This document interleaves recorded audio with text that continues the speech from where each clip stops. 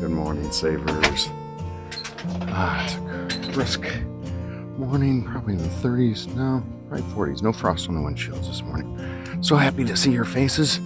We are out getting our bodies moving, our minds right, and Simple and Savored, it's all about building simple daily habits to reduce stress.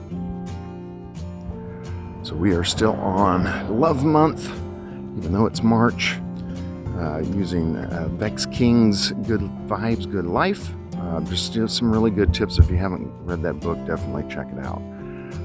And his tip around self-love is really handling negative people.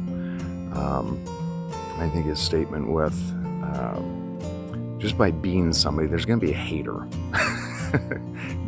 Not everybody gets along with everybody, and that's just human nature. And so be okay with that. But I love Gandhi's quote that he included, "Nobody can hurt me without my permission." Whoa. And if you think about that, that is true. People out there doing their thing, you're out there doing your thing, and where the two intersect and overlap is really your choice to accept or not accept their feelings about what you're doing.